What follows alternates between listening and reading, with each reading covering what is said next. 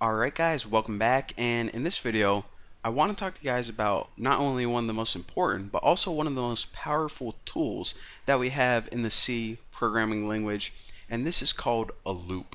Now it's actually incredibly important because what this does is it allows you to run a certain piece of code over and over and over again as many times as you want. So I'll show you guys the structure for it right now. It's going to look kind of familiar to an if statement, and it actually is really familiar to it. The keyword is while. Now inside the parentheses right after it, you write some test, and the test is pretty much the same ones that you could use for if statement. And then after it, you have the code that you want to execute. So let me show you guys a really simple example of a statement right now. So say that we have, I don't know, just get any variable to test. I'm going to name mine tuna, and I'm going to set it equal to 1. Now for the test, we'll just say, I don't know, is tuna less than 5? If so, print out something on screen. So printf, and we can just write, we'll just write tuna is now %d, which would give us the value of tuna. So pretty much what this is going to do is it's a program that's going to first set this variable of tuna equal to 1, and then it's going to test, okay, is 1 less than 5? As long as it is, run this bit of code. So if you run it right now, it just says tuna is now 1 forever and ever, and you guys see how this is blinking? It's like printing it out a million times a second, or however fast my computer is. So now you're saying, okay, well, that's kind of a stupid test because tuna is always going to be less than 5 unless, you know, the universe or math changes, and that's probably not going to happen anytime soon. So we need a way, in order to end this loop, we need a way to increment tuna. If there is only like something called an increment operator or something. Oh, that's why we learned the increment operator in the last tutorial. So if you guys thought it was useless and you're never going to use it again, whenever you're using loops, you use it all the freaking time. So check this out. What we can do is change up our loop to say something like this. So what this is going to do is every time this loop occurs, it's going to add 1 to tuna each time. So if you run this, check it out.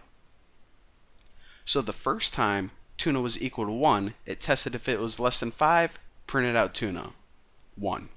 Did the same thing for 2, added 1, did the same thing until it got to 4, and then once it got to 4, check it out. Once the value of tuna was equal to 4, it said, I'm going to test this again. Or excuse me, once it got to 5, it tested it one more time, and it said, okay, is 5 less than 5? Well, that's when this test was false, so that's why it didn't print out tuna is now 5. So again, what a loop does is it basically loops something over and over and over again until the test becomes false. Pretty freaking sweet. So let me show you guys a really cool example of, actually I got a really cool example I can show you. So get rid of this and clear out everything except like the bare bones. So we just have an empty while loop. And this is actually something that you guys probably saw before. My math teacher taught it to me when I was in like, I don't know, 6th grade maybe. He's like, all right, would you rather have $1 million right now, or I can take a penny and double it every single day for a month, and then you can have however much money that is at the end?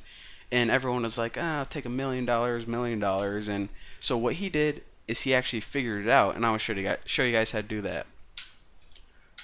So put int day, and right now we'll just set it equal to 1, even though we're going to be running it for 31 days. And for the penny, we can just do float amount and set this equal to 0.01, 1 cent. So now what do we want to test for? Well, we pretty much want to double it for 31 days. So we'll keep track of days and add 1 to it every single time this loop runs a process. So we're testing for days, so is day less than or equal to 31? As long as it is, continue this loop. Once it gets to day 32, then we can quit because there aren't any there aren't 32 days in a month. So the first thing I can do is just print out how much we have, just so we know. So printf, and I'll just put something like day %d, and might as well give you a tab, and then we'll do amount, and then after this we'll just go ahead and put the $sign, and then we'll build a float.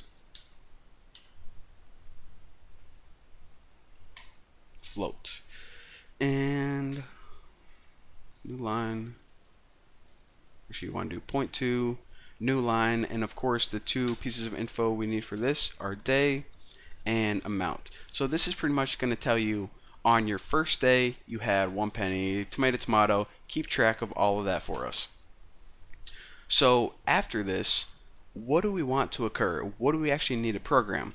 Well, the only things we're going to be doing is taking our amount and we're going to be multiplying it by 2. So remember that little shorthand I told you guys earlier, multiplied equals 2? It pretty much multiplies this by 2 and sets it as the new value for amount. So it's pretty much equals amount times 2. That's all. Now after this, we need to add 1 today, because remember, if we don't, then this program is just going to keep running forever, which isn't that bad because we keep making money, but you know, it needs to stop eventually. So I think we are good to go. Let's run it and see what happens. And gotta close out this. Alright, check it out.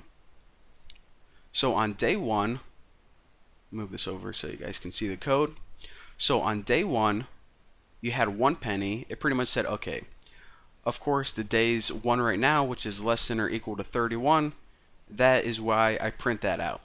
And then it goes ahead and it times your penny by 2 and also adds adds a value of 1 to day, so day is now equal to 2. So then it tests the day. Is it less than or equal to 31? Yes, it is. Print that stuff out.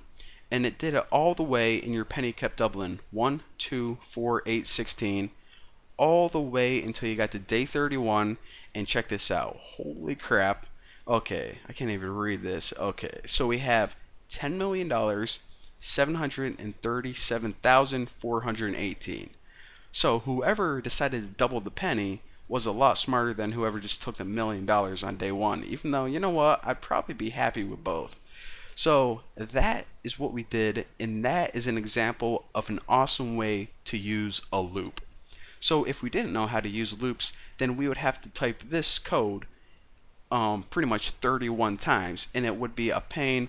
Our program would be like, I don't know, like 900 lines long. So now we could just do it in, what is this, 5 lines of code. Pretty freaking awesome. So again, that is what a loop is, and that's why, one of the reasons why computers are incredibly powerful. So anyways, for now, hopefully you guys understood the concept. In the next tutorial, I want to talk to you guys about another kind of loop, which is pretty stinking awesome too. So thank you guys for watching. Don't forget to subscribe, and I'll see you next time.